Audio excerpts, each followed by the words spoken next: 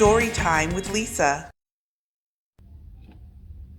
Welcome to Lisa's Storytime. Today we're going to be reading The Selfish Crocodile by Faustin Charles and Michael Terry. In a river deep in the forest, there lived a large crocodile. He was a very selfish crocodile.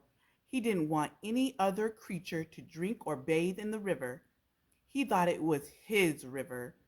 Every day he shouted to the creatures of the forest, "Stay away from the river. It's my river, and if you come into my river, I'll eat you up." So there was no fish, no tadpoles, no frogs, no crabs, no crayfish in the river. They were all afraid of the selfish crocodile. The forest creatures kept away from the river too. Whenever they were thirsty, they had to go for miles out of their way to drink in the other rivers and streams. Every day the crocodile lay in the sun on his great big back, picking his big sharp teeth with a stick. Early one morning, the forest animals were awakened by a loud groaning sound. Something was in terrible pain.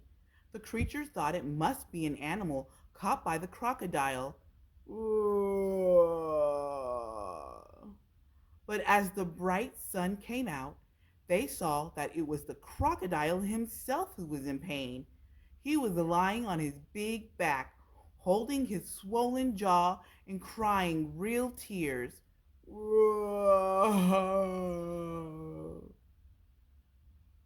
The creatures drew closer, but not too close. Some of them felt sorry for the crocodile. "What's the matter with him?" asked a deer. "I don't know," said a squirrel.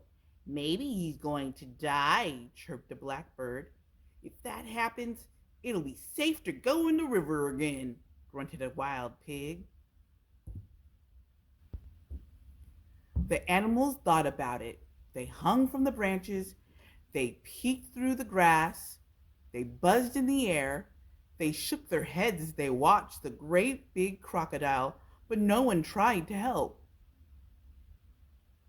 Suddenly, a little mouse appeared, sniffing the air. He ran along the crocodile's tail, then onto his stomach. The other creatures stared. "Look at the mouse," chattered a monkey. "He's either very brave or very crazy," growled a lion. "He's going to be eaten for sure," said an iguana. The mouse crept along the crocodile's big neck and into his open mouth. There was a hush in the forest. The mouse took hold of something and pulled and pulled and pulled.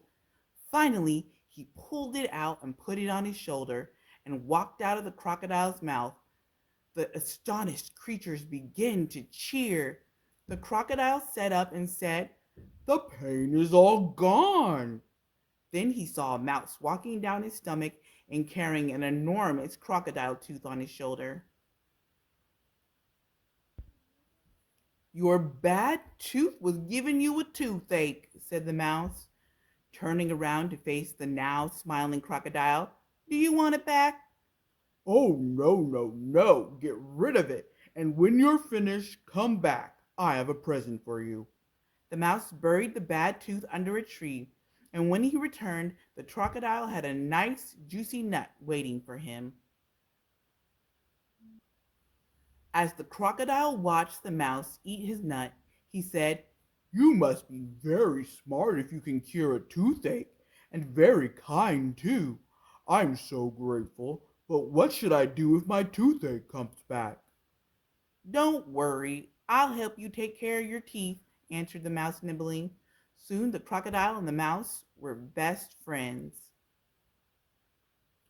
Not long after, the crocodile sent all the animals an invitation. "Please come to drink and bathe in the river. I won't hurt you. The river belongs to all of us," he said. The creatures weren't afraid to drink and bathe in the river anymore, and although the crocodile was sometimes a little grumpy, they grew to love him, and soon the river was once again full of fish and tadpoles and frogs and crabs and crayfish. That was a very nice mouse to help a very cranky crocodile. Thank you for reading The Selfish Crocodile with us. We hope to see you next time.